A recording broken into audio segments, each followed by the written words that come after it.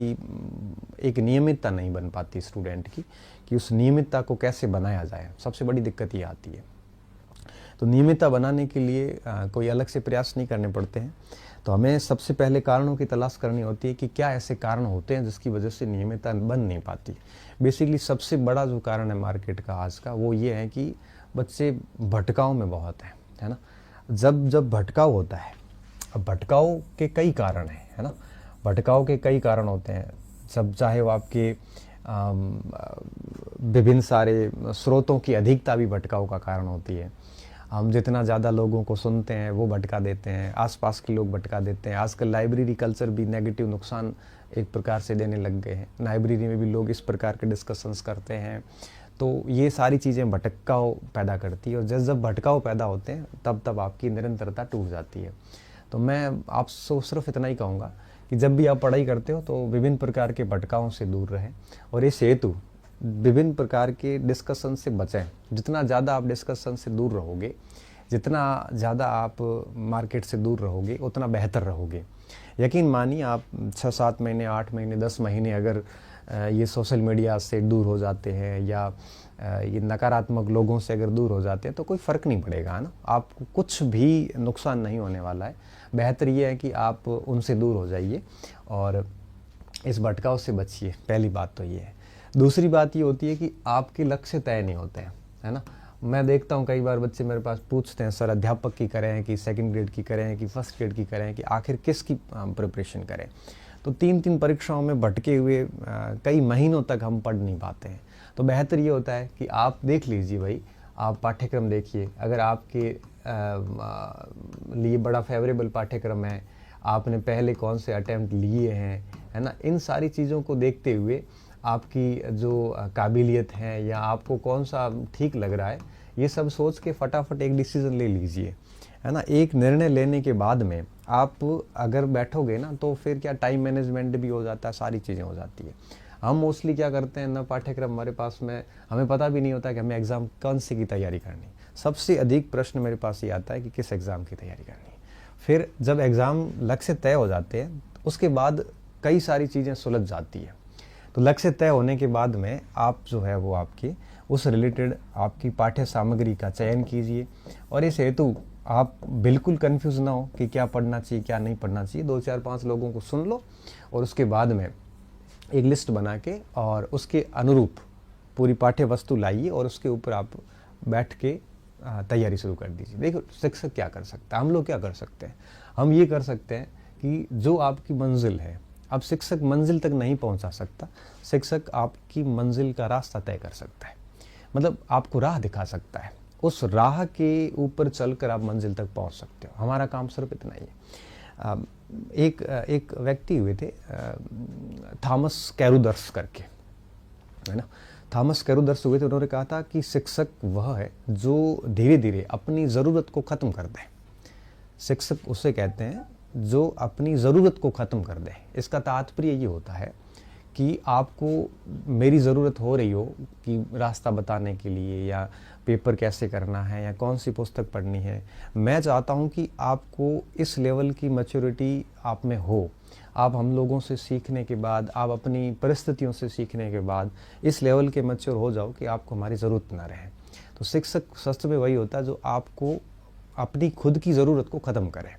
और मैं यही चाहता हूँ कि आप खुद परिपक्व हो, आप खुद अपना रास्ता तय करें, आप खुद अपने निर्णय लें और विभिन्न प्रकार की इन मार्केट की इस जंजालों से दूर रहोगे।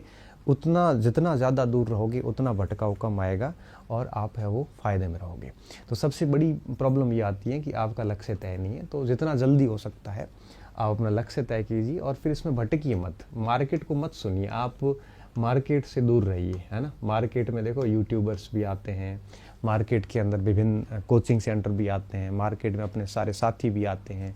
ये सब चीज़ों से दूर रहिए। इसके साथ साथ सोशल मीडिया पूरा मार्केट ही है। अब इसमें कई सारे लोग आएंगे कि भर्ती आ नहीं रही है, कोई कहेगा कि आपकी विषय की पोस्ट नहीं आ रही है, कोई कहेगा कि ये हो रहा है वो हो रहा है। इन सारी चीज़ों से आप दूर रहिए, क्योंकि ये आपके हाथ में नहीं है। कब भर्ती आएगी, कब एग्ज़ाम्स होंगे, कब क्या होगा, इन सारी चीज़ों से आप जितना दूर रहोगे उतना फ़ायदे में रहोगे। क्योंकि विद्यालय बंद तो हुए नहीं है, आज नहीं तो कल वैकेंसी तो आनी है। अब जब ये भटकाव आते हैं तो भटकाव आने के बाद में क्या होता है कि आपकी निरंतरता टूट जाती है। ठीक है, अब जब ये निरंतरता टूटती है ना, तब निरंतरता टूटने का सबसे बड़ा परिणाम ये निकलता है कि आप अस्त व्यस्त हो जाते हैं। और जब आप अस्त व्यस्त हो जाते हैं तब समस्या ये आती है कि आपका पूरा टाइम मैनेजमेंट बिगड़ जाता है। और जब आपका टाइम मैनेजमेंट बिगड़ जाता है तब आप में नीरसता आ जाती है ना, नीरसता आ जाती है। और सबसे बड़ी समस्या ये आती है कि मनोबल गिर जाता है और आपको अपने ऊपर ही क्रोध आना शुरू हो जाता है ना, मनोबल गिरता है, निरसता आ जाती है, कोई उत्साह जैसी स्थितियाँ उत्पन्न होती नहीं है। तो बेहतर सबसे बढ़िया ऑप्शन ये होता है कि आप अपनी निरंतरता को बनाए रखें। और इस हेतु सबसे बढ़िया काम ये होता है कि आप अपना टारगेट सेट करें, अपनी पाठ्य सामग्री सेट करें और उसके बाद में आप अपने आप को हमेशा से बाउंड रखें।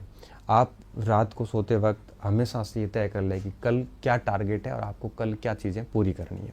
जिससे जैसे ही आपने तय कर लिया कि भाई कल मुझे ये 5 टॉपिक पूरे दिन में करने हैं, तो फिर पूरा दिन उन टॉपिक्स को करते रहिए। आप ना आगे के कल के बारे में सोचें, ना आप पीछे के कल के बारे में सोचें। आप केवल और केवल अपना एक दिन का जो टारगेट आपने लिया है उस टारगेट को पूरा करने में लगा है ना। जिस तरह से आप डेली इसी तरह से टारगेट के रूप में चलते रहोगे तो निश्चित तौर पे ये निरंतरता कभी नहीं टूटेगी। ठीक है, बीच बीच में ऐसे अप्स एंड डाउन आते हैं, अप्स डाउन आने भी चाहिए, क्योंकि जब अप्स आते हैं और डाउन्स आते हैं दोनों अच्छी स्थितियां हैं। अगर आप दोनों एक्सट्रीम कंडीशन में, मान लो कि कई बच्चे ऐसे होते हैं जिनको ये मान लिया जाता है कि मेरा सिलेक्शन नहीं होता, मेरा नहीं होगा, तो भी बहुत खतरनाक स्थिति है, इसमें आप बहुत ज़्यादा डिप्रेस्ड हो जाओगे। अगर कोई ऐसे व्यक्ति हैं जो ये मान लेते हैं कि नहीं मेरा तो कन्फर्म ही सिलेक्शन है, ये अति भी बहुत ख़राब है। क्यों? क्योंकि ये फिर ओवर कॉन्फिडेंट में गलतियाँ ज़्यादा हो जाती हैं।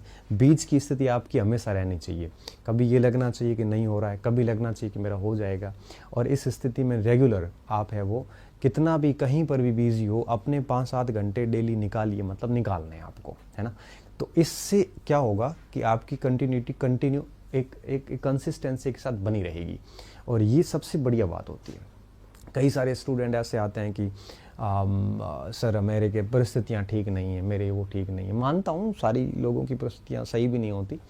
कई तो इस सृष्टि में कोई सुखी भी नहीं है, कोई बीमार रहता है, किसी की आर्थिक समस्याएं हैं, किसी की पारिवारिक समस्याएं हैं, किसी की कोई नई प्रकार की समस्याएं हैं। हर व्यक्ति किसी न किसी समस्या से ग्रसित है।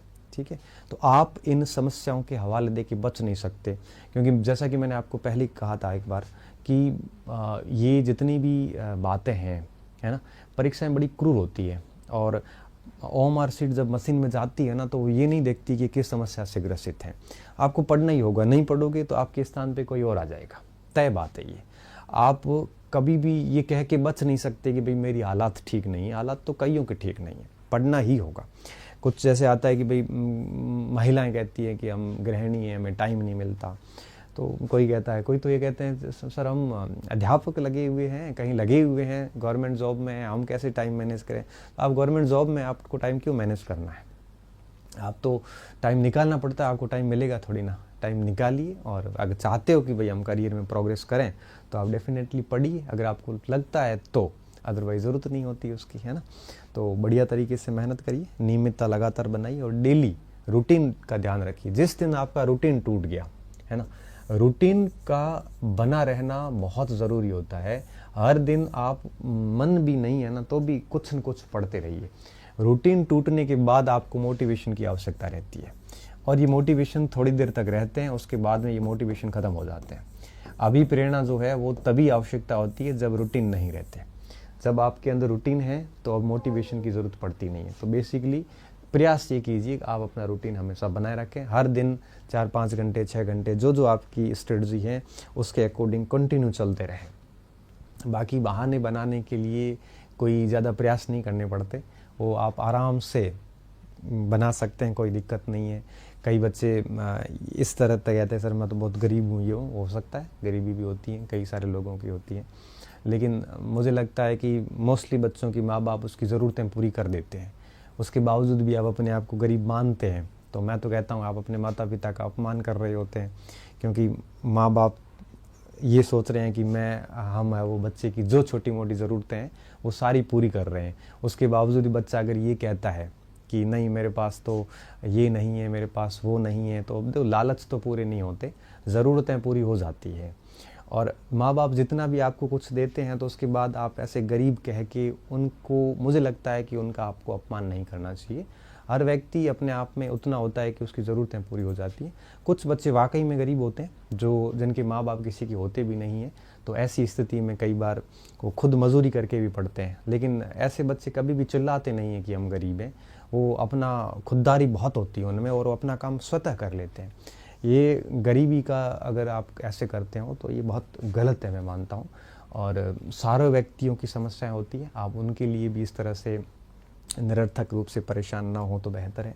तो कोशिश ये कीजिए कि निरंतर पढ़िए और मार्केट से दूर रहिए। जितना आप दुनियादारी से दूर रहोगे, क्योंकि हर दिन मुझे एक शब्द सुनने को ज़रूर मिलता है कि सर मैंने ये सुना है, सर कोई ये कह रहा है, सर ये मार्केट में ये चल रहा है। आप क्यों इनकी बातों में आ रहे हो? ये कोई आरपीएससी है नहीं, ये कोई बोर्ड के अध्यक्ष तो है नहीं, ये कोई मुख्यमंत्री है नहीं, किसी को कुछ पता होता नहीं है। वो हर व्यक्ति अपने अपने विचार रखता है, हम भी अपने विचार ही रखते हैं। फिर आप उन लोगों की सुन के आप खुद को प्रभावित कर रहे हो। और मैं मानता हूँ कि जो व्यक्ति मार्केट से प्रभावित होता है वो सफल हो नहीं पाते। क्यों? क्योंकि उसको भटकाने वाले 1000 लोग आएंगे। तो सबसे बढ़िया काम ये होता है, रूम में रहिए, पढ़िए बढ़िया, और इन दुनियादारी से दूर हो जाइए। क्योंकि जिस दिन आप फेल होंगे उस दिन यही लोग आपके मज़े लेने के लिए आ जाएंगे। और पास हो जाओगे तो ये लोगों को छोड़ भी दिया ना तो ये लोग आपसे वापस आके वैसे मिल जाएंगे। तो आप बेहतर ये होगा कि आप इस तरह से काम कीजिए। बाकी आपके सोचने से, आपके बहुत ज़्यादा परेशान होने से किसी को कोई मतलब नहीं है। आप बिना फालतू बिल्कुल परेशान ना हो। चुनावी साल है, सारी वैकेंसीज आएगी, फर्स्ट ग्रेड की आएगी, सेकंड ग्रेड भी आएगी, अध्यापक की भी आएगी, प्रोफेसर की चल रही है, आगे एक एसआई की वैकेंसी भी आएगी, और आरपीएससी जो है वो सारी वैकेंसी जारी करेगी और सब में अच्छी खासी पोस्ट वगैरह है। और मार्केट के ट्वीट्स वगैरह देख के अगर आप प्रभावित हो रहे हैं तो उसका कोई इलाज नहीं है। ठीक है, ये सारी बातें थी। मैं समझता हूँ कि पढ़ाई की निरंतरता हो या उत्साह हो या आत्मविश्वास हो, ये सारी चीज़ें एक दूसरे से बड़ी रिलेटेड होती है। आप जितने अंदर से कमज़ोर होंगे, जितने अपरिपक्व होंगे, उतनी आपकी पढ़ाई निरंतरता कभी पकड़ नहीं पाएगी। बेस्ट ऑप्शन यही होता है कि आप दुनियादारी से दूर रहें, सोशल मीडिया से दूर रहें, ऐसे क्रांतिकारियों से दूर रहें, और ये यूट्यूबर्स, टेलीग्राम, व्हाट्सएप वगैरह, ये सब आपके जो डाइवर्ट करने के जो माध्यम हैं इनसे दूर रहें। कम से कम लोगों को सुनें और अधिकतम पढ़ाई करोगे तो आपको कोई भटकाएगा नहीं, और भटकोगे नहीं तो निरंतरता कभी खंडित नहीं होती है। निरंतरता का सीधा जुड़ाव भटकाव से है। आपको कोई भी आके भटका के चला जाता है। मैंने इतना कह दिया, लेकिन थोड़ी देर बाद कहोगे नहीं सर वो ये कह रहा है, वो ये कह रहा है। फिर ऐसे करोगे तो आप मार्केट के अंदर एक कस्टमर बन के रह जाओगे। तो इन चीज़ों को आप ध्यान रखिए और थोड़े से मैच्योर बनिए, है ना, परिपक्व बनिए, अपने निर्णय खुद लीजिए और थोड़ा सा लॉजिकली सोचिए। अगर कोई कह रहा है कि मुझे अच्छे से याद है कि फरवरी मार्च में कुछ यूट्यूबर्स जुलाई में फर्स्ट ग्रेड की परीक्षा करवा रहे थे। अभी वही यूट्यूबर्स वापस ऑनलाइन लाइव आए हैं। अब वो कह रहे हैं कि आज सितंबर में 15 दिन में भर्ती आ जाएगी, फिर परीक्षा हो जाएगी, फिर आगे और ये कहेंगे। तो इन क्रांतिकारियों से कृपया करके आप दूर रहें। ये लोग इसी तरह से करते रहेंगे। आप अपनी पढ़ाई पे ध्यान दीजिए और मैं चाहता हूँ कि आप सिलेबस पूरा कीजिए। एक दिन मेरे पास एक स्टूडेंट का कॉल आता है, बोले सर फर्स्ट ईयर की परीक्षा हो जाए, कब आएगी, भर्ती तो आ ही नहीं रही है वगैरह। मैंने कहा आ जाएगी, आपने सिलेबस पढ़ लिया? तो कि नहीं मेरे तो अभी 3 यूनिट हुई है। अब 3 यूनिट हुई है मतलब 60% सिलेबस बाकी पड़ा है, और टेंशन इस बात की है कि एग्ज़ाम नहीं हो रहा है। टेंशन इस बात की है कि एग्ज़ाम नहीं हो रहा। तो मैंने कहा अगर मान लो आज भर्ती आ जाए और जनवरी में परीक्षा हो जाए तो सर मैं फेल हो जाऊंगा। तो जब जनवरी में फेल होने की स्थिति है तो कोशिश ये करो कि आप है वो अपना कोर्स पूरा कीजिए। आप क्यों इस चीज़ों में फंसे हुए हो? जिस दिन होना है उस दिन हो जाएगा सिलेक्शन।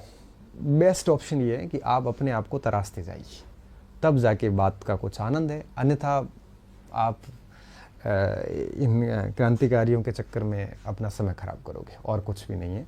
तो बहुत गज़ब मेहनत कीजिए। और कई बार एक बच्चे नियमितता टूटने का एक कारण और भी बताते हैं कि सर हमें याद नहीं होता, पढ़ा खूब है लेकिन याद नहीं होता।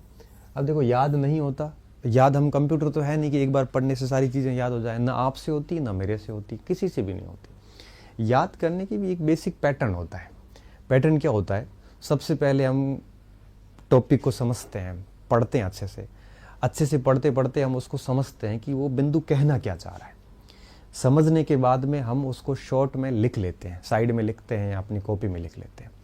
अब उसको कॉपी में लिखने के बाद में फिर उसका 1-2 बार अभ्यास करते हैं, उससे रिलेटेड जो प्रश्न आए हुए हैं पुराने, उन प्रश्नों का अध्ययन करते हैं, तब उसकी प्रकृति पता चलती है।